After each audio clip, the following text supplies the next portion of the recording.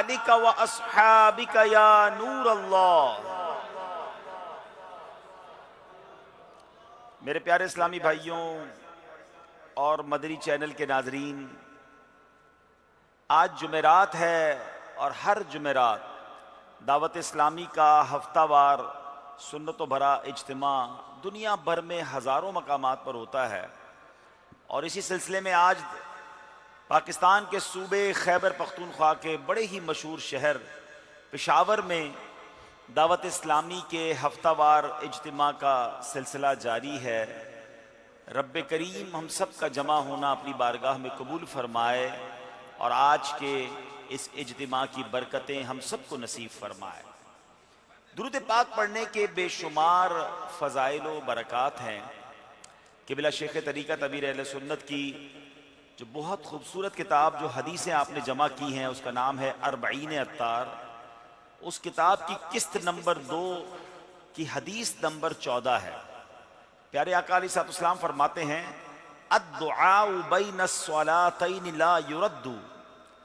آقا فرماتے ہیں کہ 2 درودوں کے درمیان مانگی جانے والی دعا رد نہیں کی جاتی، یعنی اول بھی درود ہو جائے آخر بھی درود ہو جائے تو اب ان 2 درودوں کے درمیان جو دعا مانگی جاتی ہے وہ رد نہیں کی جاتی۔ تو ہمیں چاہیے کہ ہم جب بھی دعا کریں تو پہلے بھی درود پڑھیں، آخر میں درود پڑھیں، اور درود پاک ویسے ہی پڑھتے رہا کریں۔ جتنا درود پاک پڑھتے رہیں گے انشاءاللہ برکتیں ملیں گی۔ اور یاد رہے کہ شب جمعہ جو یہ رات اس وقت ہمارے درمیان ہے، یہ خاص درود پاک پڑھنے کی رات ہے، اور جمعے کے دن کی تو کیا شان ہے۔ احادیث میں یہ مضمون ملتا ہے کہ جو کوئی شخص جمعہ کے دن 200 بار درود پاک پڑھ لے اس کے 200 برس کے گناہ معاف کر دیے جاتے ہیں۔ تو ہمیں چاہیے ہم کثرت سے درود پاک پڑھتے رہا کریں۔ آئیے محبت کے ساتھ باواز بلند درود پاک پڑھ لیں۔ صلو علی الحبیب صلی اللہ تعالی علی محمد صلی اللہ علیہ وسلم۔ حدیث پاک میں آتا ہے انما الاعمال بالنیات، اعمال کا دار و مدار نیتوں پر ہے۔ آج جو پشاور میں اجتماع میں آئے ہیں اور جو مدنی چینل کے ناظرین ہمیں سن رہے ہیں، آئیے کچھ اچھی نیتیں کر لیتے ہیں کہ اچھی نیتوں سے عمل کا ثواب جو ہے وہ بڑھ جاتا ہے۔ پہلی نیت یہ کرتے ہیں کہ رضائے الہی کے لیے بیان سنوں گا، با ادب بیٹھوں گا، خوب توجہ سے بیان سنوں گا، جو سنوں گا اسے یاد رکھنے اور دوسروں تک پہنچانے کی بھی تو کوشش کروں گا۔ لیے چلتا ہوں میں آپ کو اسلام کے ابتدا کی طرف، کہ جب اسلام کا ابتدائی دور تھا اس وقت جو مشکلات تھیں، ایسی مشکلات پہلے اس کے بعد کبھی مسلمانوں پر نہیں آئیں۔ مکہ پاک پر غیر مسلموں کا غلبہ تھا، دین کی دعوت میں 1000 طرح کی رکاوٹیں تھیں۔ جو اسلام قبول کر لیتا تھا ابو جہل، ابو لہب وغیرہ، اسے 1000 طرح کی تکلیفیں پہنچاتے تھے۔ اس دور کا واقعہ ہے کہ 38 لوگوں نے اسلام قبول کر لیا تھا۔ نبی پاک علیہ الصلوۃ والسلام ابھی ایک جگہ صحابہ کو جمع کیا گیا تھا اور پیارے آقا علیہ الصلوۃ والسلام تشریف لانے والے تھے، اور حرم پاک میں، مکہ پاک میں یہ اجتماع مختصر سی محفل، 38 لوگ تھے۔ تو ایک مبلغ اسلام وہ کھڑے ہوئے اور انہوں نے نیکی کی دعوت دینے کا سلسلہ شروع کیا نبی پاک کے بیان سے پہلے۔ اب کیا تھا، جتنے غیر مسلم تھے، مشرک تھے، چاروں طرف سے وہ مسلمانوں پر ٹوٹ پڑے اور اس عظیم مبلغ پر اس قدر خونی وار کیے کہ آپ لہو لہان ہو گئے، آپ زخمی ہو گئے، بے ہوش ہو گئے۔ اس مبلغ کے جو قبیلے والے تھے وہ آئے، انہوں نے دیکھا کہ ہمارے قبیلے کے شخص کو اتنا مارا گیا ہے، اتنا زخمی کر دیا گیا کہ وہ مار کھاتے کھاتے بے ہوش ہو گئے، اور لوگ یہ سمجھے کہ اب بہت مشکل ہے، یہ زندہ نہیں بچیں گے، اتنے زخمی ہو گئے۔ بہرحال انہیں اٹھا کے لے گئے، ان کے زخموں کی مرہم پٹی کی گئی، ان کی دیکھ بھال کی گئی۔ شام کے وقت اس عظیم ہستی کو، اس عاشق رسول کو جب ہوش آیا تو ہوش آنے کے بعد یہ نہ کہا کہ میری باڈی کا کیا حال ہے، میرے بچوں کا کیا حال ہے، میری فیملی کا کیا حال ہے، جناب بتاؤ گھر والے کیسے ہیں۔ اس عظیم ہستی کو ہوش آتا ہے تو زبان پر پہلا جملہ یہ ہے کہ میرے محبوب پاک علیہ الصلوۃ والسلام کا کیا حال ہے، میرے آقا کیسے ہیں۔ اللہ اکبر۔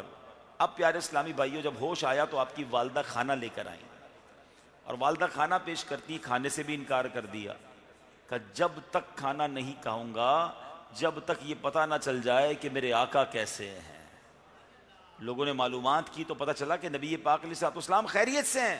کہتا اب تو کھا لیجئے۔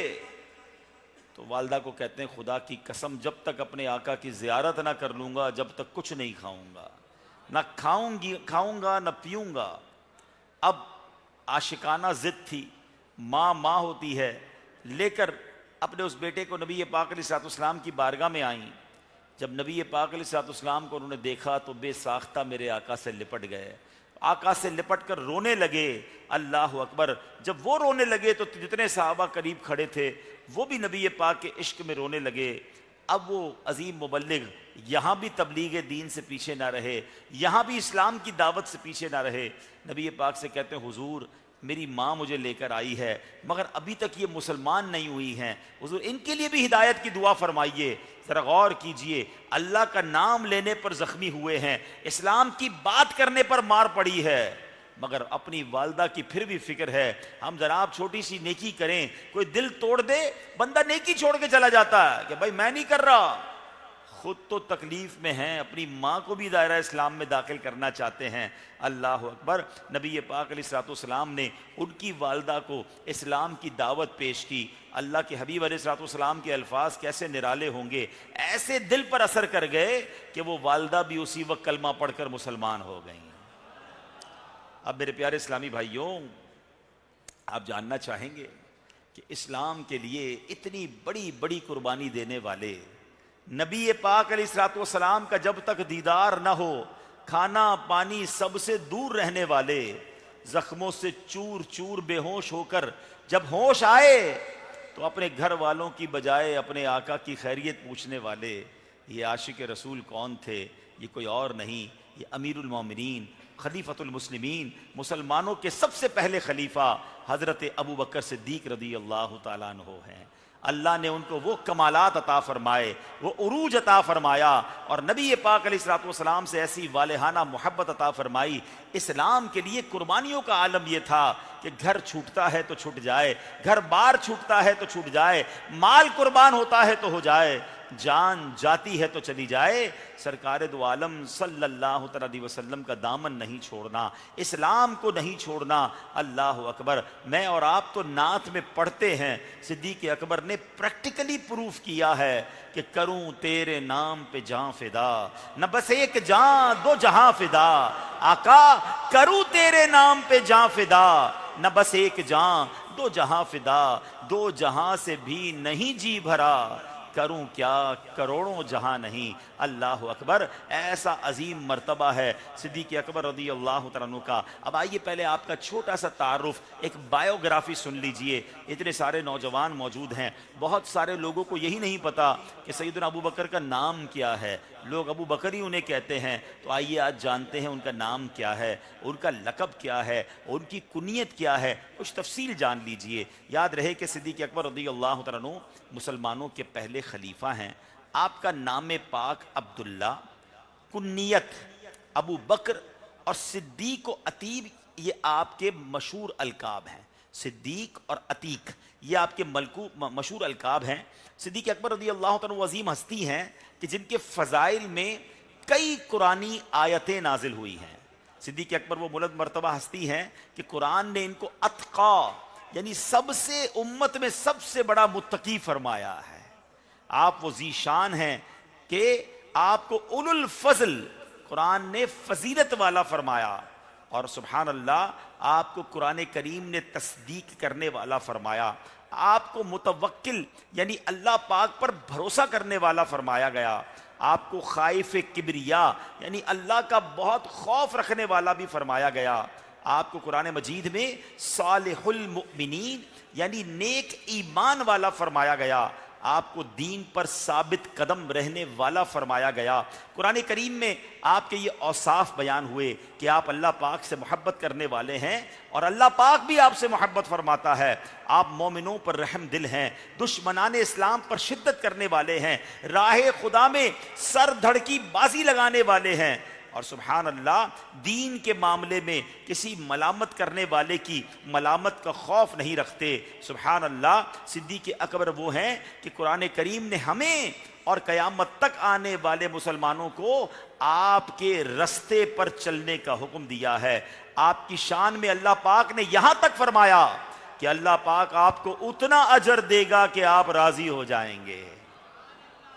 خدا اکرام فرماتا ہے اتقا کہہ کے قرآن میں، خدا اکرام فرماتا ہے اتقا کہہ کے قرآن میں، کریں پھر کیوں نہ اکرام اتقیا صدیق اکبر کا.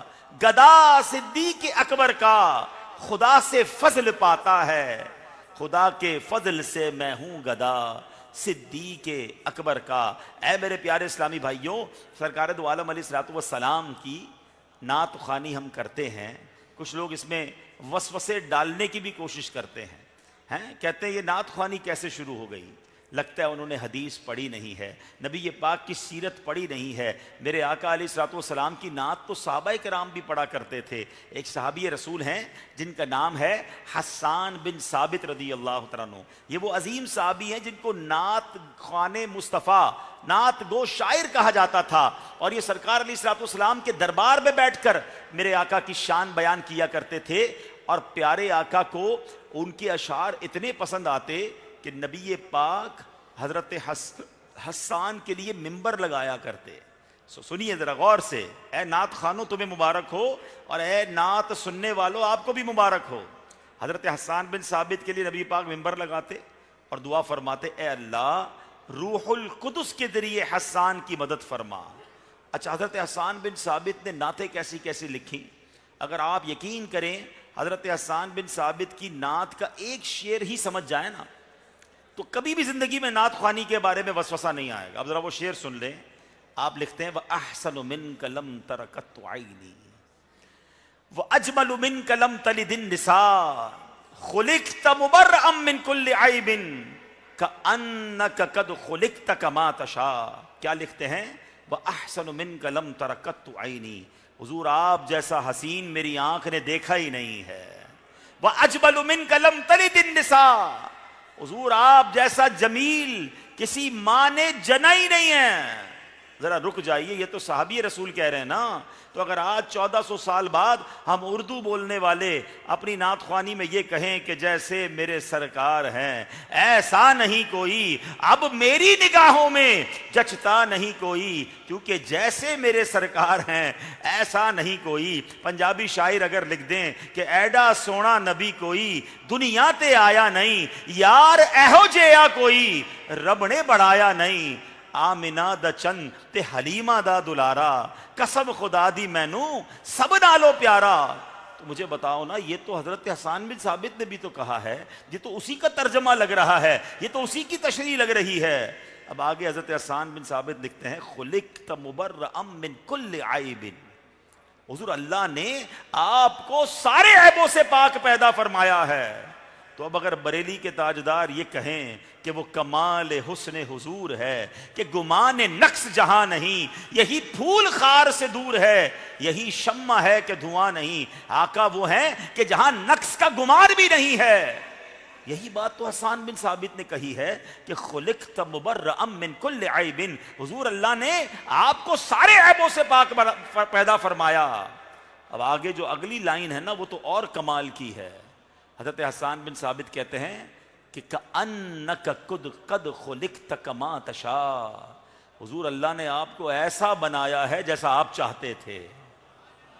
اللہ نے آپ کو ایسا بنایا جیسا آپ چاہتے تھے. تو تاجدار بریلی یہی تو لکھتے ہیں کہ خدا کی رضا چاہتے ہیں دو عالم، خدا کی رضا چاہتے ہیں دو عالم، خدا چاہتا ہے رضائے محمد. تو پتہ چلا کہ نعت خوانی کا سلسلہ تو نبی پاک کے دور سے جاری ہے اور انشاءاللہ قیامت تک جاری رہے گا.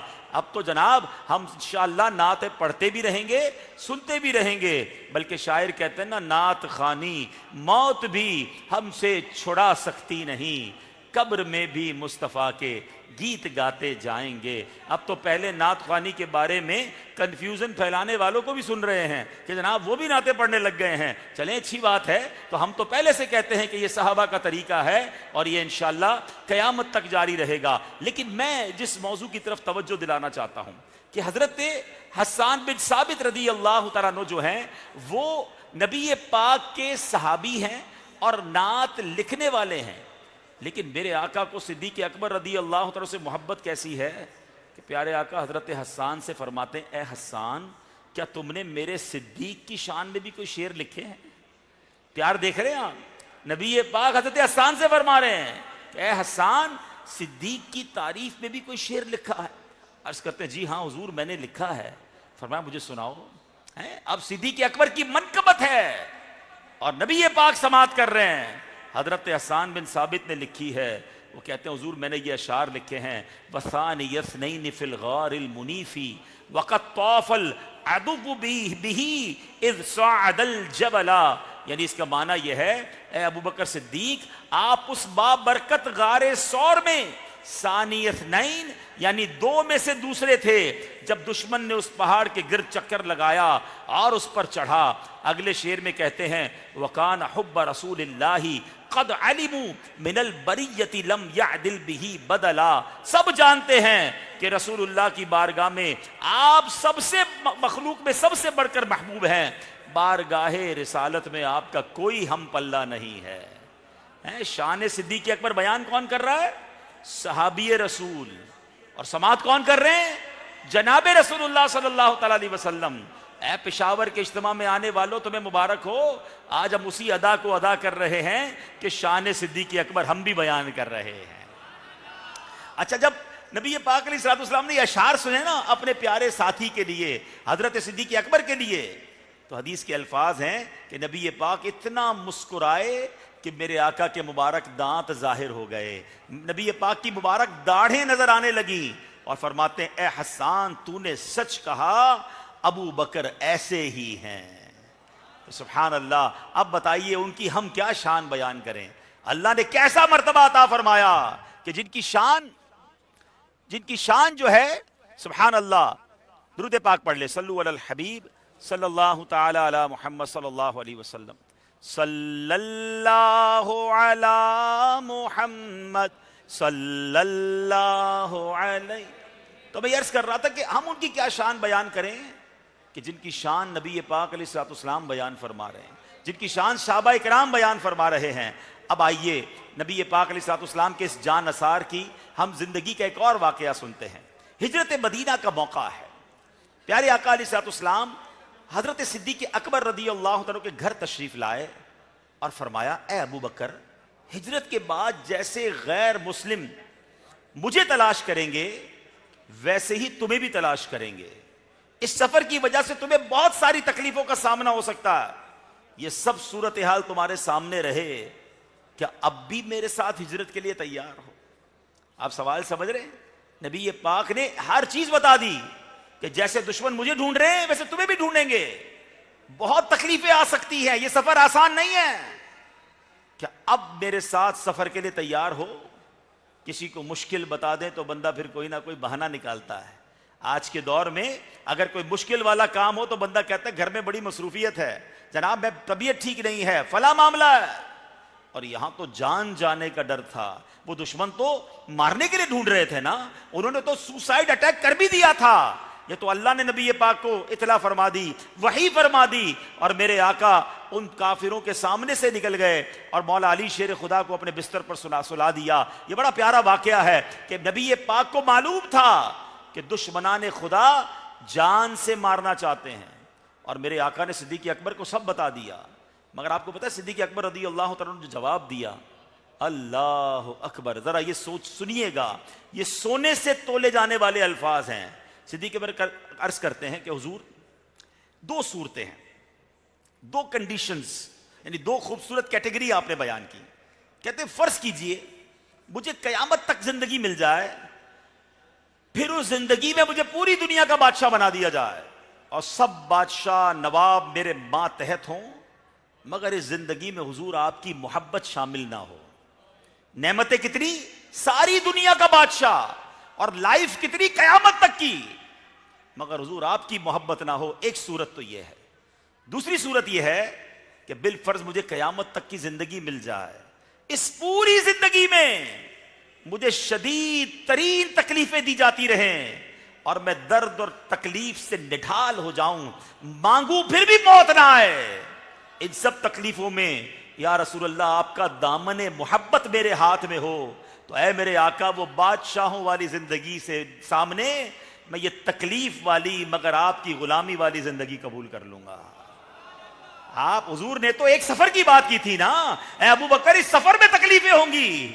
کہتے حضور یہ سفر چھوڑیں، ساری زندگی تکلیفیں ملیں اور زندگی بھی تھوڑی نہ ہو، قیامت تک جیوں اور روز مار پڑے، روز تکلیفیں پہنچے، مگر حضور آپ سے محبت باقی رہے، آپ کا دامن ہاتھ میں رہے. یا رسول اللہ میں وہ بادشاہوں والی زندگی کے مقابلے میں یہ زندگی پسند کرتا ہوں. کہتے ہیں وَحَلْ أَنَا وَمَالِي وَوَلَدِي فِدَاكَ یا رسول اللہ.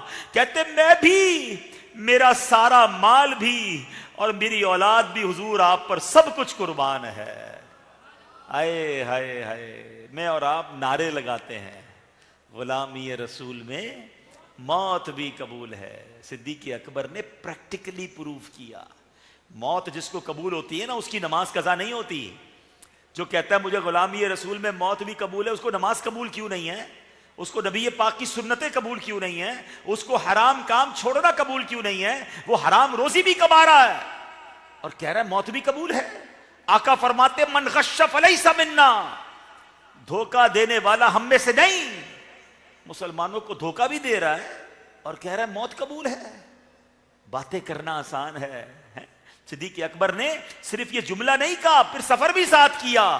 معلوم تھا کہ مار پڑ سکتی ہے، معلوم تھا کہ جان جا سکتی ہے. اے میرے پیارے اسلامی بھائیوں، اللہ کریم صدیق اکبر رضی اللہ عنہ کی اس والہانہ محبت کا ہمیں ایک ذرہ عطا فرما دے. کاش ہم بھی اپنے آقا کی ناموس پر، نبی پاک کے نام پر اپنا سب کچھ کر قربان کرنے والے بن جائیں. اعلیٰ حضرت لکھتے ہیں نا، دل ہے وہ دل جو تیری یاد سے معمور رہا. واقعی دل وہی دل ہے. یہ دل جو دنیا کے خیالات سے پر ہے، جو دنیا کی خواہشات سے پر ہے، جو کسی کی دشمنی کے خیالات لے کے بیٹھا ہے. دل میں لوگوں نے کینہ پالا ہوا ہے، مسلمانوں کے لیے نیگیٹو اپروچ پالی ہوئی ہے اور کہتے ہیں میں عاشق رسول ہوں. ارے جس برتن میں گندگی ہو نا اس میں دودھ ڈالو، وہ دودھ بھی گندا ہو جاتا ہے. اگر واقعی سینے کو مدینہ بنانا ہے تو پہلے دل کو صاف کرنا ہوگا نا.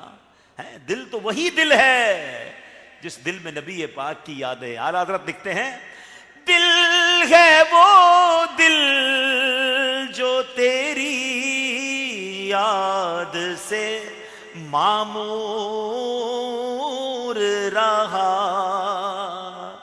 دل ہے وہ دل جو تیری یاد سے معمور رہا. سر ہے وہ سر جو تیرے قدموں پہ قربان گیا. سر ہے وہ سر جو تیرے قدموں پہ قربان گیا. اے میرے پیارے اسلامی بھائیو، ہم سے کوئی پوچھے بتاؤ کیا چاہیے؟ دل کی تمنا کیا ہے؟ بینک بیلنس چاہیے، کار چاہیے، کوٹھی چاہیے، شاہانہ زندگی چاہیے، نوکروں کی لائنیں چاہیے. پیسے مل رہے ہوتے ہیں تو لوگ نمازیں قضا کر دیتے ہیں.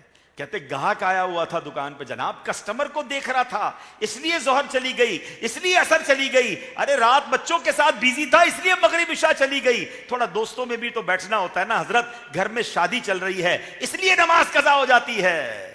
دنیا کی تھوڑی رنگینی، تھوڑی جناب مصروفیت میں ہم نماز قضا کر دیتے ہیں. ہماری خواہشات بھی دنیا کی ترقیاں ہیں. اور صدیق اکبر کہتے ہیں بس حضور کا دامن مل جائے، میرے آقا راضی ہو جائیں، سچ بتاؤں جو ادھر ادھر زندگی گزار رہے ہیں نا، کوئی زندگی گزار رہا ہے بچوں کو خوش کرنے کے لیے، کوئی زندگی گزار رہا ہے دوستوں کو خوش کرنے کے لیے، کوئی کہتا ہے جناب اپنے آفس کے باس راضی ہو جائیں، فلاں پارٹی کا صدر راضی ہو جائے گا تو سیٹ مل جائے گی۔ یہ ادھر ادھر راضی کرنے کے چکر میں کہیں رب کو ناراض نہ کر دینا، اللہ کے حبیب کو ناراض نہ کر دینا۔ ہم سب کو راضی نہیں رکھ سکتے تو پھر کیسے زندگی گزاریں؟ دیکھو بریلی کے تاجدار نے ہمیں ایک فارمولہ دے دیا ہے، کہتے ہیں انہیں جانا انہیں مانا، نہ رکھا غیر سے کام، انہیں جانا انہیں مانا، نہ رکھا غیر سے کام، للہ الحمد میں دنیا سے مسلمان گیا، للہ الحمد میں دنیا سے مسلمان گیا۔ دیکھو صحابہ کیسی قربانی دیتے تھے۔ حضرت سعد رضی اللہ عنہ ایک صحابی ہیں، ان کا نکاح نہیں ہو رہا تھا، جوان تھے، نکاح کی ضرورت تھی، پیارے آقا علیہ الصلوۃ والسلام کی بارگاہ میں آئے، کہتے حضور نکاح نہیں ہو رہا۔ نبی پاک نے ان کا نکاح کروا دیا۔ پیسے بھی نہیں تھے کہ شادی کے سامان، گھر بار میں شادی ہے تو کچھ تو چاہیے ہوگا، پیارے آقا نے انہیں پیسے بھی دے دیے کہ جاؤ اپنی دلہن کے لیے کچھ چیزیں خریدو اور نکاح کے بعد کی خوشگوار زندگی گزارو۔ خوشی خوشی بازار پہنچتے ہیں اور دلہن کے لیے چیزیں خریدنی ہیں۔ ابھی آج حسرت پوری ہوگی، دل کی تمنا پوری ہوگی، خوشی کا عالم کیا ہوگا، مگر ابھی بازار میں خریداری کر رہے تھے کہ اعلان ہو گیا کہ اے مسلمانوں، نبی پاک جہاد کے لیے روانہ ہو رہے ہیں، سب مسلمان جلدی جلدی حاضر ہو جائیں۔ حضرت سعد نے جب یہ اعلان سنا کہ اللہ کے دین کو میری ضرورت ہے، شادی کے سامان کو خریدنا ملتوی اور جناب غزوے کے لیے سامان خریدنا شروع کیا۔ ایک گھوڑا خریدا، ہتھیار خریدے، امامہ خریدا، اور سبحان اللہ غزوے میں شہید ہو گئے۔ لڑتے لڑتے کئی دشمنوں کو جہنم میں پہنچایا، اور اللہ اکبر، پھر جنگ میں یہ آواز گونجی کہ سعد کو نیزہ لگ گیا اور سعد شہید ہو گئے۔ اللہ اکبر، شہید تو بہت سارے لوگ اس غزوے میں ہوئے تھے، مگر یہ قربانی نرالی تھی۔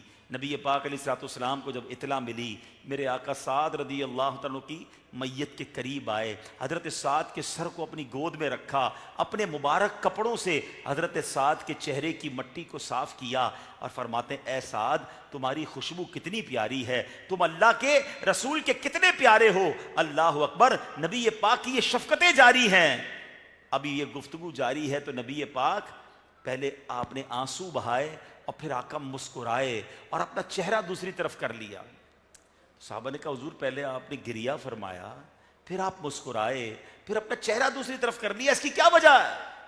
آقا فرماتے ہیں سعد نے جو قربانی دی ہے، سعد رضی اللہ تعالیٰ کو جو مقام دیا گیا تھا، اس کی وجہ سے میری آنکھوں میں آنسو تھے، مگر پھر اس کے بعد فرماتے ہیں اللہ نے جب سعد کو جو مقام دے دیا وہ میں نے دیکھا تو میرے چہرے پہ مسکراہٹ آ گئی، اور پھر میں نے چہرہ دوسری طرف اس لیے کر لیا کہ میں نے دیکھا جو جنتی حوریں سعد کے نکاح میں دی گئی ہیں وہ سعد کی طرف دوڑتی بھی آ رہی تھیں، میں نے حیا کی وجہ سے اپنا چہرہ دوسری طرف کر لیا۔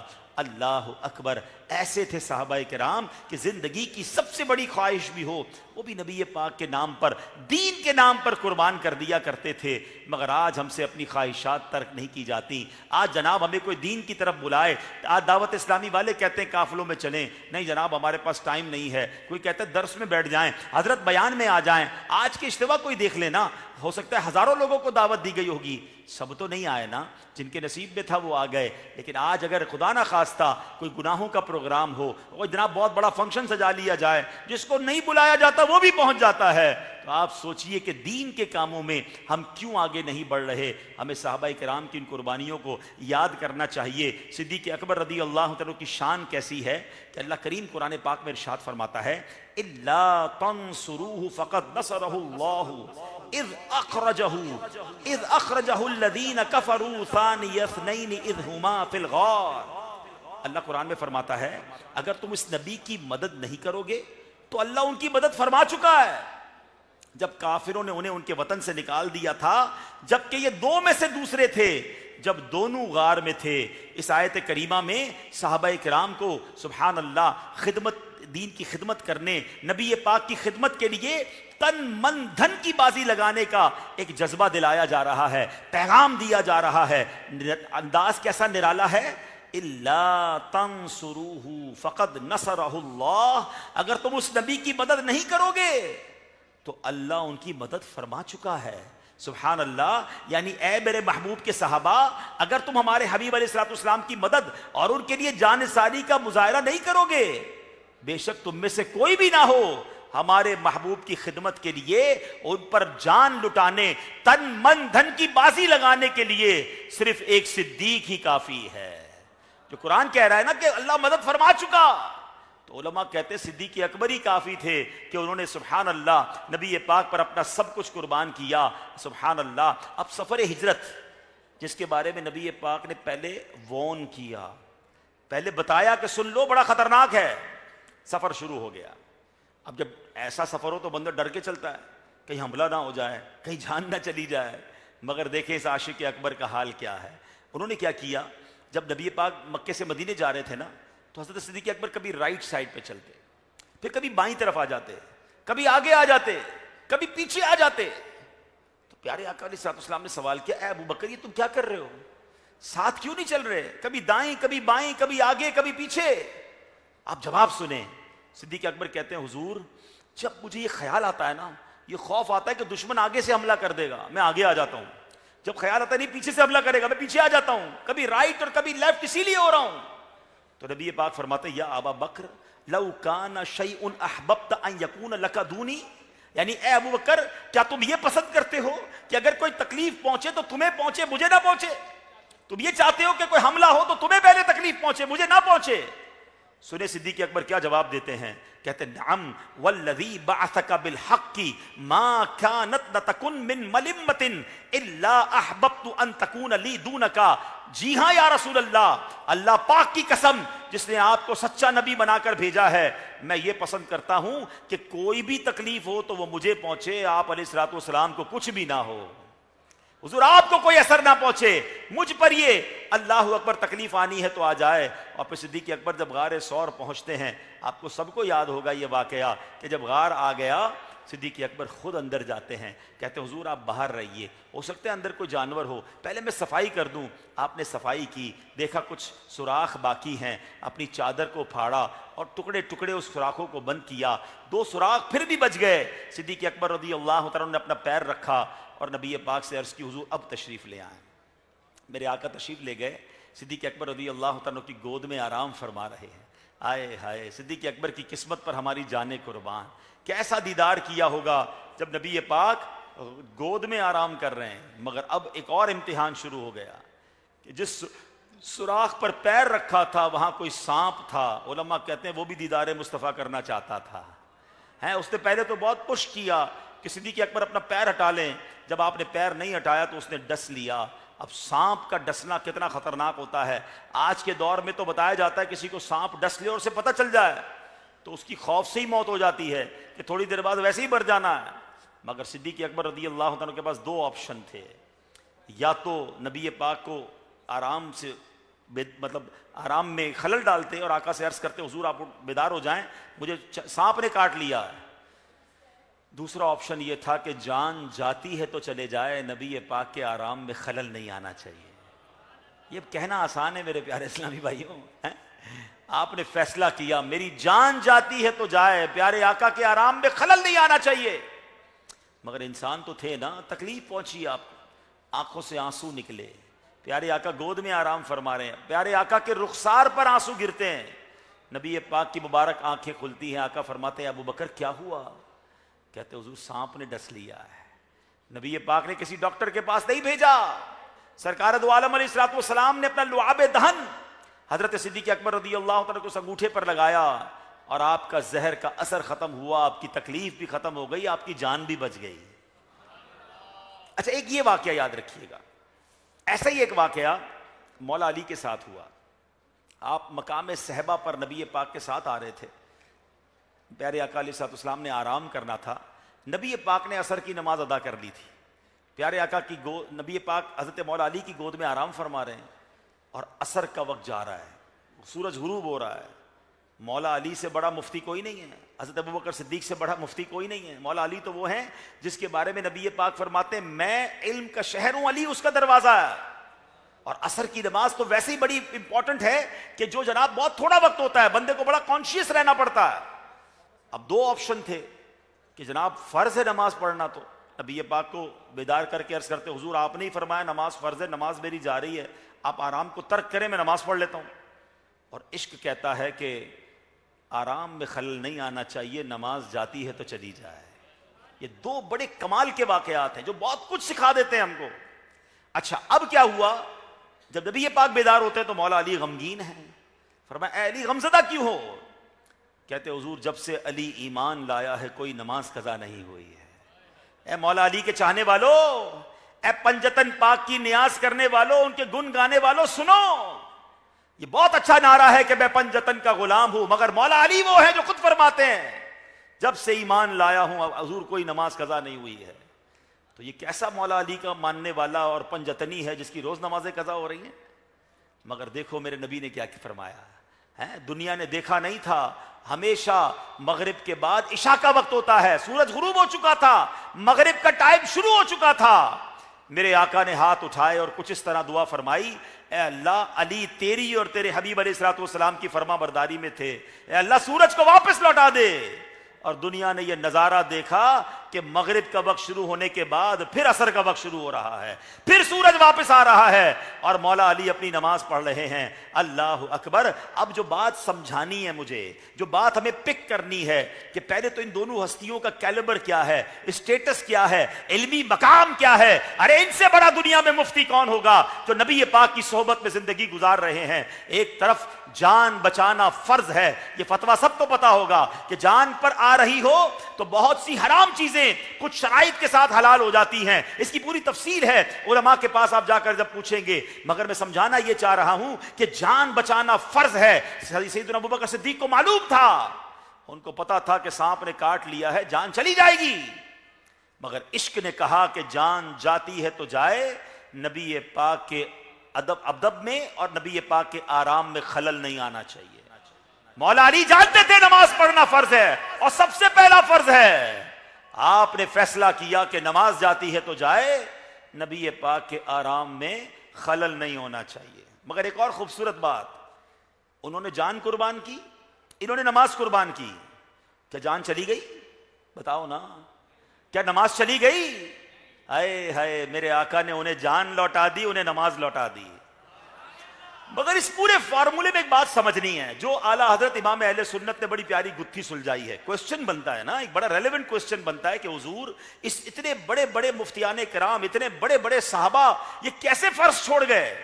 یہ کون سی کتاب میں لکھا ہے؟ لوگ کہتے ہیں نا یہ کون سی کتاب میں لکھا ہے، جناب ریفرنس دو، یہ عشق والا انداز کہاں لکھا ہے؟ تو ان لوگوں کو جواب یہی دیا جاتا ہے کہ یہ عشق والے کام ہمارے نصیبوں میں لکھے ہیں، سب کے نصیبوں میں نہیں ہوتے ہیں، ٹھیک ہے؟ تو اب کیا کیا صدیق اکبر نے؟ اعلیٰ حضرت اس پورے معاملے کو سمجھا رہے ہیں، فرماتے مولا علی نے واری تیری نیند پر نماز، مولا علی نے واری تیری نیند پر نماز، اور وہ بھی عصر، سب سے جو اعلیٰ خطر کی ہے، سب سے امپورٹنٹ نماز خطرے والی نماز کہلاتی ہے، کیونکہ بہت شارٹ ٹائم ہوتا ہے نا، وہ نماز مولا علی نے وار دی۔ صدیق بلکہ غار میں جان ان پہ دے چکے، اور حفظ جان تو جان فروز غرر کی ہے، جان بچانا تو فرض ہے۔ دونوں نے اپنا کام کر دیا۔ اب آقا نے اپنی شان کے مطابق کیا فرمایا؟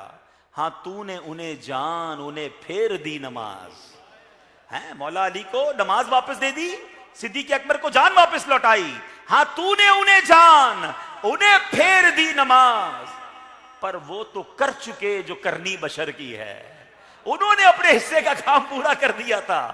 آپ ان کو یہ تھوڑی پتا تھا کہ بھائی جان واپس آ جائے گی، نماز واپس آ جائے گی، انہیں پتا تھا نبی پاک کے نام پر قربان، وہ تو کر چکے جو کرنی بشر کی ہے۔ اب اعلیٰ حضرت ان دونوں واقعات کے بعد ہمیں ایکسٹریکٹ کر کے اصل فارمولا بتا رہے ہیں جو بات سیکھنے والی ہے، کہ سیکھا کیا آپ نے ان دو واقعات سے؟ کیا فرماتے ہیں ثابت ہوا کہ جملہ فرائض فروع ہیں.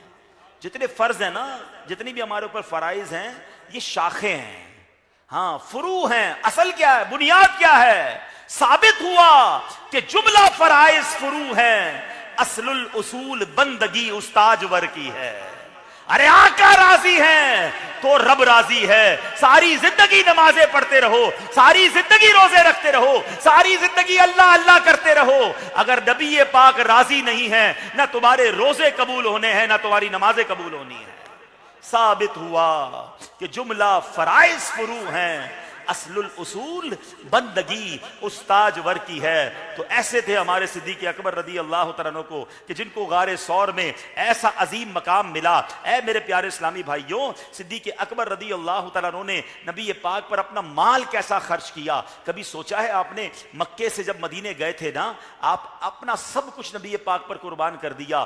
گھر والوں کے پاس کچھ بھی نہیں تھا، اور ان کو یہ پتا بھی تھا کہ جب میں مدینے چلا جاؤں گا تو جو میرے فیملی ممبر مکے میں ہیں ان کو مارا بھی جا سکتا ہے، ان کو تکلیف بھی پہنچائی جا سکتی ہے.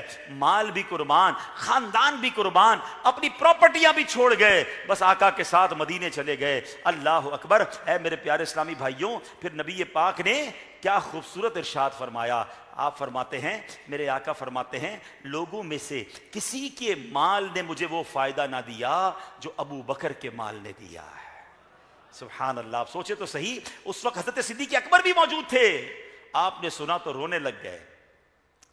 نبی پاک کے اس فرمان کو سن کر رونے لگ گئے. کہتے حل انا و مالی الا لکا یا رسول اللہ. اے اللہ پاک کے آخری رسول، صدیق کے پاس اپنا ہے ہی کیا؟ میں بھی آپ کا ہوں، میرا سب مال بھی آپ ہی کا ہے. یہ تھے صدیق اکبر رضی اللہ تعالیٰ عنہ. جان بھی قربان، مال بھی قربان، خاندان بھی قربان. اے میرے پیارے اسلامی بھائیوں، اب آئیے میں نبی پاک کا خطبہ سنانا چاہتا ہوں بیان کے آخر میں. آپ یقین کریں، جب میں اس بیان کی تیاری کر رہا تھا اور اس خطبے کو پڑھا، میں نے خود بھی زندگی میں پہلی بار اس انداز میں، پہلے ہو سکتا ہے بخاری شریف میں پڑھا ہوگا، لیکن یہ جو ماشاءاللہ اس کا ترجمہ میں نے پڑھا، میری اپنی بھی تھوڑی دیر کے لیے کچھ کیفیت بن گئی کہ کیا مرتبہ ہے. آپ ذرا سنیے، الفاظ سنیے گا. یہ بخاری شریف کا یہ اندر یہ موجود ہے حدیث. حضرت عبداللہ ابن عباس رضی اللہ تعالیٰ عنہ سے روایت ہے کہ پیارے آقا علیہ الصلوۃ والسلام نے اپنی ظاہری زندگی مبارک میں جو آخری خطبہ منبر پر آ کر تشریف فرما ہوئے اور خطبہ دیا، حضرت عبداللہ ابن عباس فرماتے کہ نبی پاک تشریف لائے اور میرے آقا نے اپنے سر مبارک پر پٹی باندھی ہوئی تھی. مبارک سر میں تکلیف تھی، پٹی باندھی ہوئی تھی. آپ منبر پر تشریف لائے، اللہ کی حمد بیان کی، پھر فرمایا بے شک تمام لوگوں میں میری خاطر سب سے زیادہ جانی اور مالی جس نے قربانیاں پیش کی ہیں وہ ابو بکر ہیں. منبر پر آ کر سارے صحابہ کے سامنے صدیق اکبر کی شان بیان فرما رہے ہیں. ایک اور جگہ نبی پاک علیہ الصلوۃ والسلام فرماتے ہیں، اے لوگوں میں دیکھتا ہوں کہ تم میرے صحابہ سے متعلق اختلافات میں پڑے ہو. اس کی کیا وجہ ہے؟ کیا تم جانتے نہیں کہ اللہ پاک نے میری محبت، میرے اہل بیت کی محبت اور میرے تمام صحابہ کی محبت قیامت تک کے لیے میری امت پر فرض فرما دی ہے. پیارے آقا نے اپنا خطبہ جاری رکھتے ہوئے فرمایا ابو بکر کہاں ہیں؟ دوران خطبہ صحابہ کی بات ہو رہی ہے، اہل بیت کی بات ہو رہی ہے، ان کے ادب کی بات ہو رہی ہے. اب آقا فرماتے ابو بکر کہاں ہیں؟ صدیق اکبر کہتے ہیں حضور میں یہاں حاضر ہوں. حضور نے فرمایا میرے قریب آ جاؤ. آپ قریب حاضر ہوئے. نبی پاک علیہ الصلوۃ والسلام نے دوران خطبہ حضرت صدیق اکبر کو سینے لگا لیا اور آپ کے ماتھے پر نبی پاک نے اپنے نورانی ہونٹوں سے بوسہ دیا. اور پھر حضرت انس بن مالک فرماتے ہم نے دیکھا کہ اس وقت میرے آقا علیہ الصلوۃ والسلام کی آنکھوں سے آنسو مبارک بہ رہے ہیں. آپ نے صدیق اکبر کا ہاتھ پکڑ کر اونچی آواز سے فرمایا، اب ذرا الفاظ سنیے گا، خدا کی قسم ہماری جانیں صدیق اکبر پر قربان. نبی پاک نے حضرت ابو بکر صدیق کا ہاتھ پکڑ کر فرمایا، اے مسلمانوں، ہذا ابو بکر الصدیق، یہ ابو بکر صدیق ہے. ہذا شیخ المہاجرین والانصار، یہ مہاجرین کا بھی سردار ہے، انصار کا بھی سردار ہے. ہذا صاحبی، یہ میرا ساتھی ہے. صدقنی حین کذبنی الناس، صدقنی حین کذبنی الناس، اس نے میری اس وقت تصدیق کی جب لوگ مجھے جھٹلا رہے تھے. وآوانی حین تردونی، یعنی جب لوگ مجھ سے الگ کر رہے تھے اپنے آپ کو، اس نے مجھے اپنے پاس ٹھہرایا۔ واشترا لی بلالا من مالہ، اس نے میرے لیے مال خرچ کر کے بلال کو خریدا اور اسے غلامی سے آزاد کروایا۔ پس جو اس سے بغض رکھے اس پر اللہ پاک کی اور لعنت کرنے والوں کی لعنت ہو، اور جو اللہ پاک کے اور میرے حقوق پورا کرنا چاہے اسے چاہیے کہ پہلے ابو بکر کے حقوق پورے کرے۔ اے میرے پیارے اسلامی بھائیوں، جو یار غار محبوب خدا صدیق اکبر ہیں، جو یار غار محبوب خدا صدیق اکبر ہیں، وہی یار مزار مصطفیٰ صدیق اکبر ہیں۔ اے میرے پیارے اسلامی بھائیوں، ذرا غور تو کیجئے کہ یہ کیسی محفل تھی، یہ کیسا اجتماع تھا جہاں نبی پاک صحابہ کی شانیں بھی بیان کر رہے ہیں، اہل بیت کی شان بھی بیان کر رہے ہیں، اور خاص طور پر سبحان اللہ صدیق اکبر کی شان بیان کر رہے ہیں۔ ہمیں بھی چاہیے ایسی محفل، ایسے اجتماع سجاتے رہیں جس میں صحابہ کے فضائل بھی بیان ہوں، اہل بیت کے فضائل بھی بیان ہوں، اور سبحان اللہ اے اہل سنت والوں، آپ کو مبارک ہو کہ ہمیں صحابہ سے بھی پیار ہے اور اہل بیت سے بھی پیار ہے، اور انشاءاللہ اپنا بیڑا پار ہے۔ یہ تو نبی پاک کا طریقہ ہے کہ آقا خطبہ دے کر فرما رہے ہیں کہ میرے صحابہ کی اور میرے اہل بیت کی جو نبی پاک نے تعظیم کے بارے میں فرمایا کہ ان کی جو اہمیت ہے، ان کا جو ادب ہے، ان کے بارے میں پوزیٹیوٹی ہے، وہ امت کے لیے ضروری ہے۔ تو ہمیشہ صحابہ اور اہل بیت کے بارے میں بڑی محبت کا ہمارے دل میں مقام ہونا چاہیے۔ اور پھر جو سبحان اللہ صدیق اکبر رضی اللہ تعالیٰ کی شان نبی پاک نے بیان فرمائی، اس سے اندازہ ہوتا ہے کہ آپ کا مرتبہ کیسا ہے۔ اللہ کریم تربت صدیق اکبر پر اپنی کروڑوں رحمتوں کی بارش نازل فرمائے، ہم سب کو ان کے فیوز و برکات سے مالا مال فرمائے۔ اچھا، ایسا نہیں ہے کہ زندگی تو آقا کے ساتھ گزاری، آج مزار میں بھی نبی پاک کے ساتھ ہیں۔ آپ کو ایک بڑی ایمان افروز بات بتاؤں، روایتوں میں آتا ہے کہ بندہ جہاں دفن ہوتا ہے نا، جس قبر میں جاتا ہے، اسی مٹی سے اس کی تخلیق ہوتی ہے۔ ہاں، ہم کبھی کبھی کہتے بھی یار بندے کی مٹی وہیں لکھی تھی، دیکھو اتنا ٹریول کر کے وہیں پہنچا، وہیں پر دفن ہوا، اس کی مٹی وہاں کی لکھی تھی۔ ایکچولی اسی مٹی سے اسے بنایا جاتا ہے، جس مٹی سے میں اور آپ بنے ہیں اسی مٹی میں جا کر ملنا ہے، اسی جگہ پر قبر بننی ہے۔ اب ذرا ایمان والی بات سنو، عشق والی بات سنو کہ حضرت ابو بکر صدیق اور حضرت عمر کی شان دیکھیں کہ آپ دونوں کو اسی مٹی سے بنایا گیا ہے جس مٹی مبارک سے نبی پاک کی تخلیق ہوئی ہے۔ جبھی تو بالکل برابر میں مزار ہے نا۔ اب غور کیجئے کہ کتنا پہلے انہیں سلیکٹ کر لیا گیا تھا، اور سبحان اللہ یہ وہیں دفن ہیں، اور صرف وہیں تدفین نہیں ہوئی۔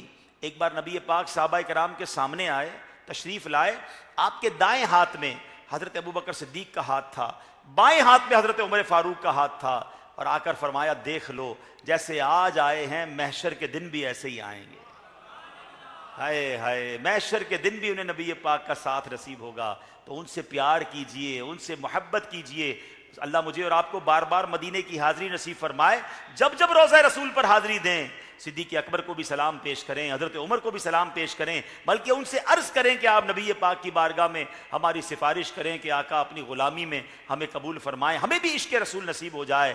تو اے میرے پیارے اسلامی بھائیوں، یہ عظیم ہستیاں ہیں کہ جن کے واقعات جب جب پڑھتے ہیں، سچی بات ہے اپنے آپ پر شرم بھی آنے لگتی ہے کہ یہ کہاں تھے اور ہم کہاں ہیں۔ ہم گفتار کے غازی ہیں، ہم باتیں کرنے والے لوگ ہیں کہ عشق رسول مجھے بڑا ہے۔ سوچئے عشق رسول تو یہ تھا نا۔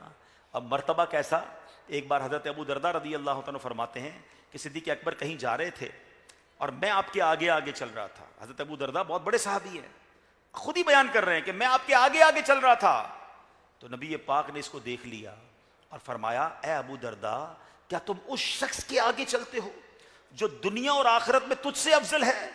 یاد رکھو، نبیوں اور رسولوں کے بعد جس شخص پر بھی سورج طلوع اور غروب ہوتا ہے، ابو بکر صدیق ان سب سے افضل ہیں۔ افضل البشر بعد الانبیاء، ہم کہتے ہیں نا، یہ نبی پاک نے فرمایا کہ نبیوں اور رسولوں کے بعد دنیا میں سب سے افضل اگر کوئی ہستی ہیں تو صدیق اکبر رضی اللہ تعالیٰ عنہ ہیں۔ اور صدیق اکبر رضی اللہ تعالیٰ عنہ سے آگے چلنے کو بھی نبی پاک نے پسند نہیں فرمایا۔ یہاں ادب کا ایک اور پہلو بھی ملتا ہے کہ بزرگوں کے آگے نہیں چلنا چاہیے، علماء کے آگے نہیں چلنا چاہیے، والدین کے آگے نہیں چلنا چاہیے. ادب یہ ہے کہ بزرگوں کے پیچھے چلے. ہاں علماء اس بات کی اجازت دیتے ہیں کہ کوئی گائیڈ ہے, کوئی راستہ بتانے والا ہے تو وہ ٹھیک ہے, کسی اور مقصد سے چل رہا ہے, مگر ادب یہ ہے کہ بزرگوں اور اپنی عمر سے بڑے لوگوں, اپنے بڑے رشتہ دار جو ہوتے ہیں, دادا جان ہیں, چچا جان ہیں, تایا جان ہیں, جتنا ادب کریں گے, ہاں با ادب با نصیب, بے ادب بد نصیب. یہاں بے ادبی بڑھتی جا رہی ہے. پہلے ہم چھوٹے تھے تو دیکھتے تھے کوئی سگریٹ بھی پی رہا ہوتا تھا, خاندان کا کوئی بزرگ آ جائے فوراً اسے چھپا دیتے تھے, سر پہ ٹوپی لگا لیتے تھے لوگ, کھڑے ہو جاتے تھے, بیٹھے بیٹھے کھڑے ہو جاتے تھے. اب تو والد صاحب سامنے آ جائیں تو لوگ اپنے موبائل سے ہی سر نہیں اٹھاتے ہیں, کوئی انداز ہی نہیں ہے بزرگوں کے ادب کا. تو ہمیں اللہ مجھے اور آپ کو ادب بھی نصیب فرمائے, اور ادب ملتا ادب والوں کے ساتھ ہے, عشق ملتا ہے عشق والوں کے ساتھ. ہاں یاد رکھیے گا, یہ جتنی عادتیں ہیں نا, عشق رسول, خوف خدا, ادب ہونا, حیا ہونا, یہ ساری عادتیں صحبت سے ملتی ہیں. بے حیا کے ساتھ رہیں گے تو بے حیا ہو جائیں گے, جھوٹے کے ساتھ رہیں گے تو جھوٹے ہو جائیں گے, اور جناب بے ادب کے ساتھ رہیں گے بے ادب ہو جائیں گے. تو آج کے اس پرفتن دور میں دعوت اسلامی ایسا ماحول ہے میرے پیارے اسلامی بھائیو. اے پشاور میں رہنے والے عاشقان رسول, آئیے دعوت اسلامی کے اس ماحول کو اپنا لیجئے. آج آئیں اجتماع میں, ہر جمعرات آئیے, دعوت اسلامی کے مدنی قافلوں میں سفر کریں, خود بھی کریں, اپنے جوان بچوں کو بھی سفر کروائیں. انشاءاللہ پریکٹیکلی عشق رسول سیکھنے کو ملے گا, پریکٹیکلی با ادب بنیں گے, پریکٹیکلی اللہ نے چاہ زندگی میں تبدیلی آنا شروع ہو جائے گی. اللہ کریم سے دعا کرتا ہوں کہ اللہ کریم ہم سب کو دعوت اسلامی کے اس پیارے دینی ماحول سے وابستگی عطا فرمائے. تو آج صدیق اکبر رضی اللہ تعالیٰ کے ایصال ثواب کے لیے نیت کر لیں کہ آج جو اجتماع میں آئے ہیں انشاءاللہ, اور جو مجھے لائیو سن رہے ہیں, کہ آپ صدیق اکبر رضی اللہ تعالیٰ کے ایصال ثواب کے لیے اگلی 12 جمعرات جس کی نیت بنتی ہے وہ ہاتھ اٹھائے. انشاءاللہ ہر 12 جمعرات تک ہفتہ وار اجتماع میں شرکت کروں گا انشاءاللہ. یا اللہ جو آج سے لے کر مسلسل 12 جمعرات تک ہفتہ وار اجتماع میں شرکت کرے, اسے صدیق اکبر رضی اللہ تعالیٰ کے روضے کی حاضری نصیب فرما دے. اچھا, صدیق اکبر کا روضہ کہاں ہے؟ ہاں, یہ دعا بڑی پیاری ہے, اس کا مطلب مدینے کی دعا مل گئی, نبی پاک کے روضے کی حاضری بھی مل جائے گی نا. تو اللہ پاک ہمیں بار بار حرمین طیبین کی حاضری نصیب فرمائے. ہر جمعرات کو ہم اپنے کچھ معمولات پڑھا کرتے ہیں, کچھ دعائیں ہوتی ہیں, کچھ درود پاک ہوتے ہیں, تو آئیے اپنے معمولات پورے کر لیتے ہیں. بزرگوں نے فرمایا جو شخص ہر شب جمعہ اور جمعرات کی درمیانی رات یہ درود شریف پابندی سے کم از کم 1 مرتبہ پڑھے, موت کے وقت سرکار مدینہ صلی اللہ علیہ وسلم کی زیارت کرے گا, اور قبر میں داخل ہوتے وقت بھی یہاں تک کہ وہ دیکھے گا کہ پیارے آقا علیہ الصلوۃ والسلام اسے قبر میں اپنے رحمت بھرے ہاتھوں سے اتار رہے ہیں. کیسا پیارا درود پاک ہے. ہر جمعرات آئیں گے اجتماع میں تو پڑھنے کو بھی مل جائے گا. آئیے مل کر پڑھ لیتے ہیں. اللہم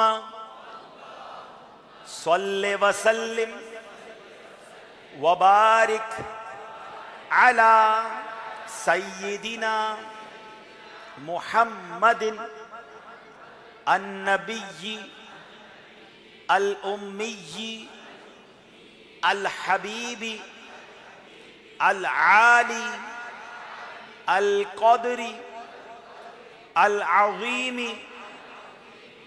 الجاہ وعلی آلہ وصحبہ وسلم. حضرت انس رضی اللہ عنہ سے روایت ہے کہ تاجدار مدینہ صلی اللہ علیہ وسلم نے فرمایا جو شخص یہ درود پاک پڑھے, اگر کھڑا تھا تو بیٹھنے سے پہلے, اور بیٹھا تھا تو کھڑے ہونے سے پہلے اس کے گناہ معاف کر دیے جائیں گے. مل کر پڑھ لیں. اللہم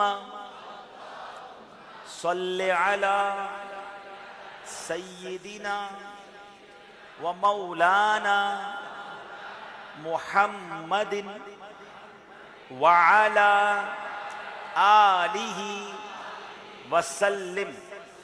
حدیث پاک کے مطابق جو یہ درود پاک پڑھتا ہے اس پر رحمت کے 70 دروازے کھول دیے جاتے ہیں. مل کر پڑھ لیں. صلی اللہ علی محمد. علامہ احمد ساوی رحمۃ اللہ تعالی بعض بزرگوں سے نقل کرتے ہیں اس درود شریف کو ایک بار پڑھنے سے 6 لاکھ درود پاک پڑھنے کا ثواب حاصل ہوتا ہے. آئیے مل کر پڑھتے ہیں. اللہم صلی علی سیدنا محمد عدد ما فی علم اللہ صلاة دائمة بدوام ملک اللہ. ایک دن ایک شخص آیا تو نبی پاک علیہ السلام نے اسے اپنے اور صدیق اکبر رضی اللہ عنہ کے درمیان بٹھا لیا. اسے صحابہ کرام کو حیرت ہوئی کہ یہ کون بڑے بڑے مرتبے والا شخص ہے. جب وہ چلا گیا تو نبی پاک علیہ السلام نے فرمایا یہ جب مجھ پر درود پاک پڑھتا ہے تو یوں پڑھتا ہے, آئیے ہم بھی یہ درود شریف پڑھ لیتے ہیں. اللہم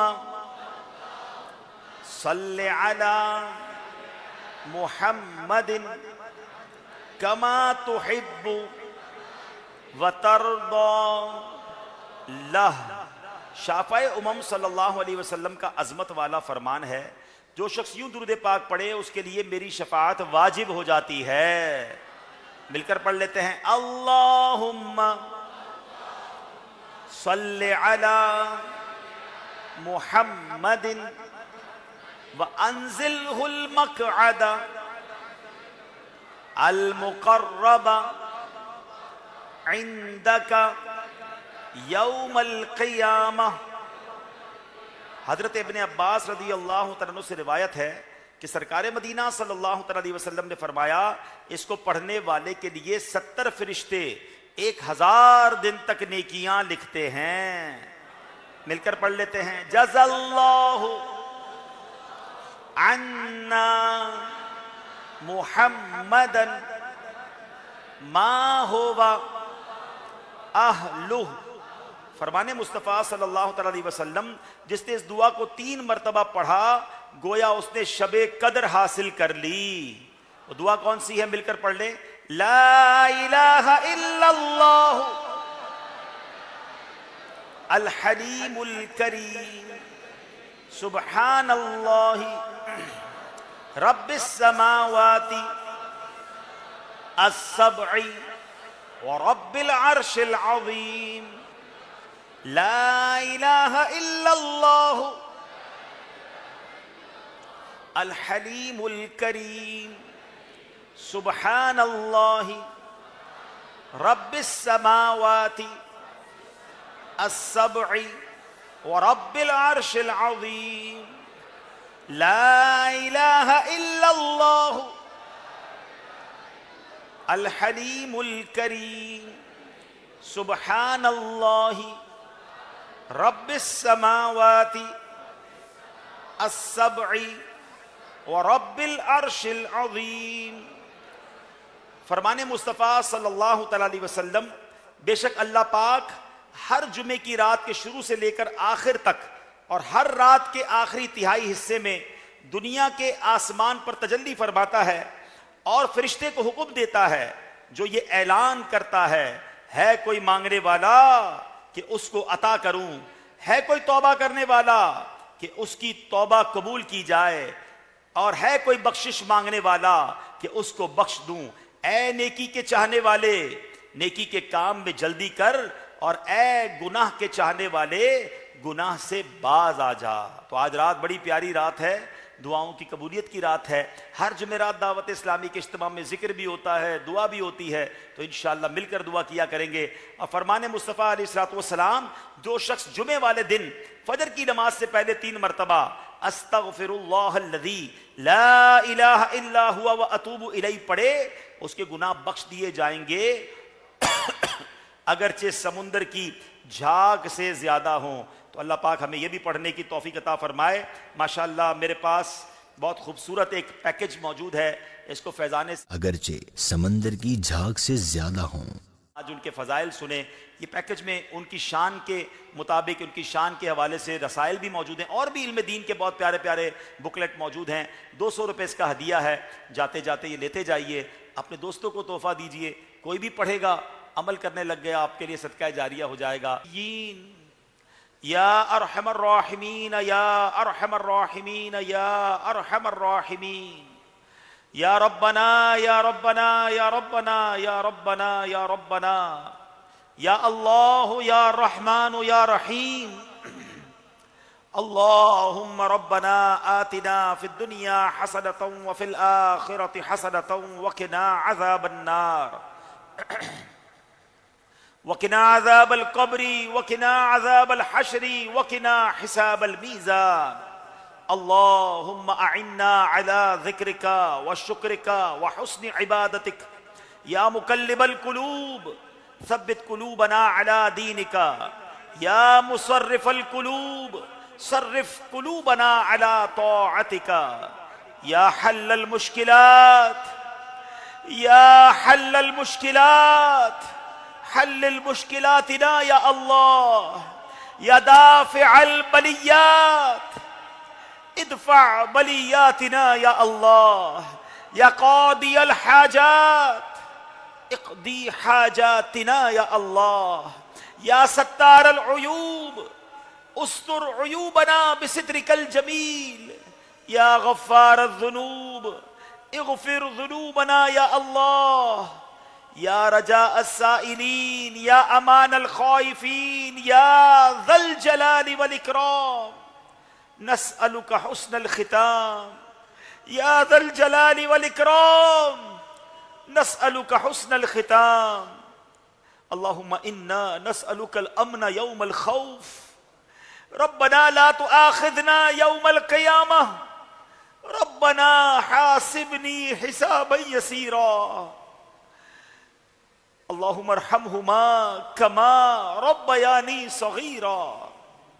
اے ڈوبتوں کو بچانے والے، اے بے کسوں کی مغفرت فرمانے والے، اے گناہگاروں پر بھی اپنی رحمت برسانے والے مولا، اے مریضوں کو شفا دینے والے، اے روزگار میں برکت ڈالنے والے، اے دکھوں کو خوشیوں میں بدلنے والے،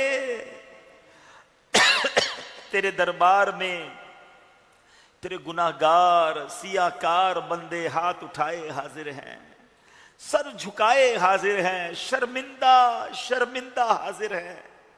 ہم مانتے ہیں مولا ہم نے بڑے گناہ کیے ہیں، تجھے تیری بارگاہ میں اتنے گناہ کیے کہ کسر نہیں چھوڑی تجھے ناراض کرنے میں. جن ہاتھوں سے دعا کر رہے ہیں یہ ہاتھ بھی گناہوں کے سبب کالے ہیں، یہ زبان بھی گناہ کر کر کے گندی ہو چکی ہے، یہ منہ بھی تیری بارگاہ میں دکھانے کے قابل نہیں ہے مولا. مگر مالک ایک امید ہے، ایک آسرا ہے ہمیں کہ ہمارے گناہ کتنے ہی کیوں نہ ہوں، تیری رحمت کے آگے کچھ بھی نہیں ہے. تیری رحمت بہت بڑی ہے میرے مولا. اگر آج کی رات تو نے ہم سب کو بخش دیا، تیری رحمت میں کوئی کمی نہیں پڑے گی، تیری جنت میں جگہ بھی کم نہیں پڑ جائے گی. اے پروردگار تیرا کچھ نہیں جائے گا، ہمارا بیڑا پار ہو جائے گا. اے اللہ بندے تو تیرے ہیں نا، گناہگار ہیں مگر تیرے بندے ہیں، تجھی کو اپنا رب مانتے ہیں، تیرے حبیب علیہ الصلوۃ والسلام کے امتی ہیں. کرم کر دے، آج کی رات تیرے عدل کے نہیں تیری رحمت کے سوالی بن کر آئے ہیں. یہ نہ دیکھ ہم کتنے برے ہیں، اے اللہ یہ دیکھ امتی کس کے ہیں. آج تو صدیق اکبر کا ذکر کیا ہے، ان کی ذات والا تبارک کا تیرا واسطہ تیری بارگاہ میں واسطہ پیش کرتے ان کا مولا. آج ہم سب کی مغفرت فرما دے، آج ہم سب کے گناہ معاف فرما دے، ہمارے صغیرہ گناہ بھی معاف کر دے، ہمارے کبیرہ گناہ بھی معاف کر دے، ہمارے چھپ کر کیے ہوئے گناہ بھی معاف کر دے، ہمارے اعلانیہ گناہ بھی معاف کر دے. اے سب سے بڑے معاف کرنے والے آج ہمیں معاف فرما دے. اللہم انک عفو کریم تحب العفو فاعف عنا یا کریم. اے اللہ ہمارے ماں باپ کو بھی بخش دے، ہمارے ماں باپ کے گناہ بھی معاف کر دے، ہمارے بھائی بہنوں کو بخش دے، ہمارے بیوی بچوں کو بخش دے. اے اللہ نبی پاک علیہ الصلوۃ والسلام کی ساری امت کی بخشش فرما دے. اے اللہ صدیق اکبر کا واسطہ ہمیں نیک بنا دے، ہمیں سجدوں کی لذت عطا کر دے، تلاوت قرآن کا شوق عطا کر دے. اے اللہ حلال روزی کمانے والا بنا، اے اللہ متقی اور پرہیزگار بنا دے. اے پروردگار ہمیں با اخلاق بنا دے، مسلمانوں کا خیرخواہ بنا دے. اے کریم صدیق اکبر رضی اللہ عنہ کے عشق رسول کا واسطہ ہمیں بھی سچا عاشق رسول بنا دے. اپنے آقا سے تمام دنیا سے زیادہ، دنیا کی تمام چیزوں سے زیادہ ہمیں محبت ہو تو فقط نبی پاک سے ہو. اے پروردگار، اے کریم، ہاتھ اٹھے ہیں، سر جھکے ہیں، بڑی امیدیں لیے تیرے بندے دعا میں آتے ہیں مولا۔ پشاور کے اس اجتماع میں بھی لوگ شامل ہیں، اور مدنی چینل پر نہ جانے کہاں کہاں ہاتھ اٹھے ہوں گے، سوشل میڈیا پہ تیرے بندے تیری بندیاں آج دعا میں شامل ہوں گے۔ کوئی بیمار ہوگا، کوئی قرض دار ہوگا، کوئی بے اولاد ہوگا، کوئی کسی اور مشکل میں پریشان ہے۔ اے اللہ طرح طرح کے دکھ ہیں، تجھ سے نہ کہیں تو کس سے کہیں مولا، تیرے سوا کون ہے۔ اے اللہ ہمارے دکھوں کو خوشیوں میں بدل دے، ہمارے غموں کو راحتوں میں بدل دے۔ اے اللہ ہمارے بیماروں کو شفا عطا فرما دے، قرض داروں کے قرضے اتر جائیں، بے اولادوں کو نیک اور صالح اولاد دے دے، بیٹوں کے تمنائیوں کو بیٹا دے دے، بیٹی کے جو تمنائی ہیں انہیں بیٹی عطا فرما، ہماری اولاد کو ہماری مغفرت کا ذریعہ بنا دے، ہمیں اپنی اولاد کے دکھ سے محفوظ فرما۔ اے کریم سب کے رزق حلال میں برکت عطا فرما، رزق حرام سے ہم سب کو محفوظ فرما۔ اے اللہ، اے رب کریم اپنی پسند کے بندوں میں ہمیں شامل فرما لے۔ اے اللہ ہمیں حاسدوں کے حسد سے بچا، بد نظروں کی بد نظری سے بچا، شیطان کے شر سے بچا، جادو ٹونے آسیب سے بچا، زمینی اور آسمانی بلاؤں سے بچا، زلزلوں، طوفانوں اور وائرسوں سے بچا۔ اے کریم ہمارے وطن عزیز پاکستان کی بھی خیر فرما، اندرونی بیرونی سازشوں سے محفوظ فرما۔ اے اللہ فلسطین کے مسلمانوں کی غیب سے مدد فرما۔ اے کریم آج جو ہاتھ اٹھائے شامل ہیں سب کے تو نام بھی جانتا ہے، کام بھی جانتا ہے۔ اے اللہ سب کی جھولیاں بھر دے۔ اے اللہ بڑی رات ہے، مانگنے کی رات ہے، صدیق اکبر رضی اللہ تعالیٰ کا واسطہ پیش کرتے ہیں، ہمیں جلدی جلدی مکے مدینے کی حاضری عطا فرما، ہماری مشکلیں آسان فرما دے۔ اسی سال رمضان مکہ اور رمضان مدینہ نصیب فرما، اسی سال ہمیں حج کی سعادتیں بھی نصیب فرما۔ اللہم رب یسر ولا تعسر وتمم لنا بالخیر یا فتاح وبک نستعین وافوض امری الی اللہ ان اللہ بصیر بالعباد لا الہ الا انت سبحانک انی کنت من الظالمین۔ اے اللہ ہماری دعوت اسلامی کو بھی ترقیاں اور عروج عطا فرما، قبلہ شیخ طریقت امیر اہل سنت کو درازی عمر بالخیر عطا فرما۔ ببرکت ان اللہ وملائکتہ یصلون علی النبی یا ایہا الذین آمنوا صلوا علیہ وسلموا تسلیما۔ صلی اللہ علی النبی الامی وآلہ صلی اللہ علیہ وسلم صلاة و سلاما علیک یا سیدی یا رسول اللہ۔ جب دم واپسی ہو یا اللہ، سامنے ہو روضہ رسول اللہ، اور لب پہ ہو لا الہ الا اللہ محمد الرسول اللہ۔ ویڈیو دیکھنے کا شکریہ۔ اگر آپ چینل پر نئے ہیں تو سبسکرائب کر لیں اور ساتھ ہی ساتھ بیل آئیکن پر بھی کلک کر دیں تاکہ یوٹیوب ہماری ہر ویڈیو کا نوٹیفیکیشن سب سے پہلے آپ کو بھیج دے۔ جزاک اللہ۔